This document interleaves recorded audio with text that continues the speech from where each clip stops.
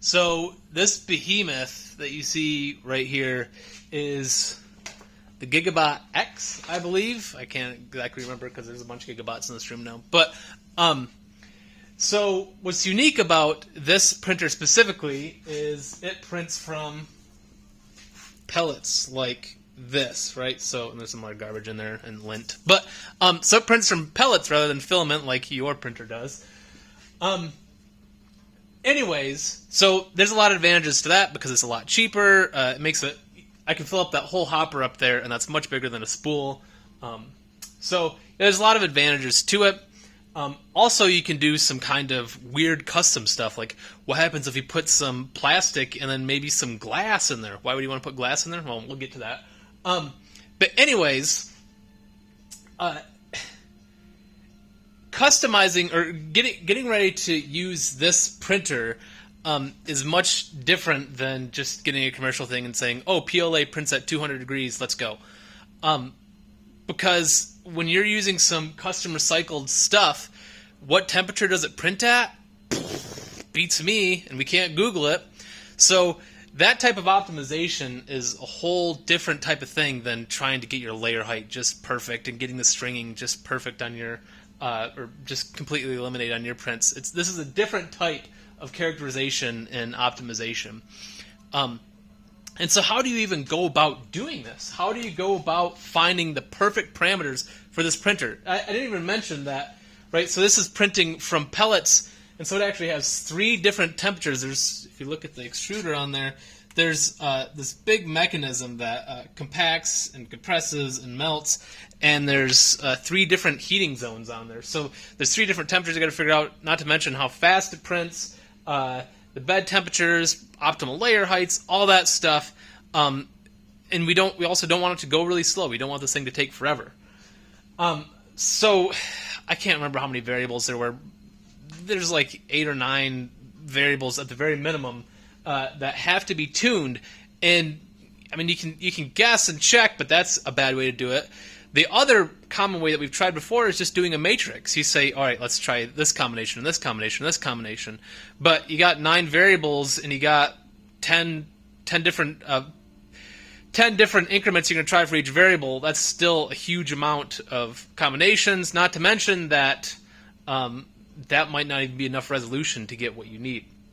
So what we used was a particle swarm optimization to characterize this for low-density polyethylene.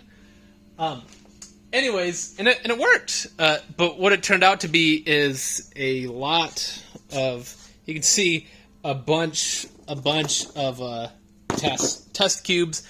And so each one of these cubes right here was a particle existing at a certain state, which meant that each one of these tests had a very unique set of parameters that we were trying to test out, and then you characterize and say, how good is this cube? Is it good or is it bad? And you kind of assign a number to that, feed that into the particle swarm optimization algorithm, and then it eventually generates a new test and a new test. And what you should kind of notice is that the cubes get better and better, which we did.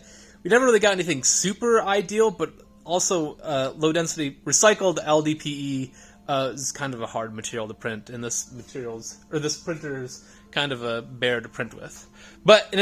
So that was just our stepping stone to say, hey, we could do this. What else can we do it with? And so you can see your boy Luke over here. He's actually working on doing it with metal. So you can see all sorts of iterations and different tests, and you'll eventually get it. What do you think? Yeah, basically, particle swarm optimization has really helped in this process. So you can see here, not all these welds are actually really great welds. A lot of them just are lots of little beads. But then you can see here, some of them actually turned out really well. And with the particle swarm optimization, there's 3 different parameters I'm working with. So at least for this printer, with the TIG printer, basically, that uses a TIG welder for it, I'm changing the current, the feed rate, and then the extrusion rate of the MIG wire that's put in there to fill in the welds.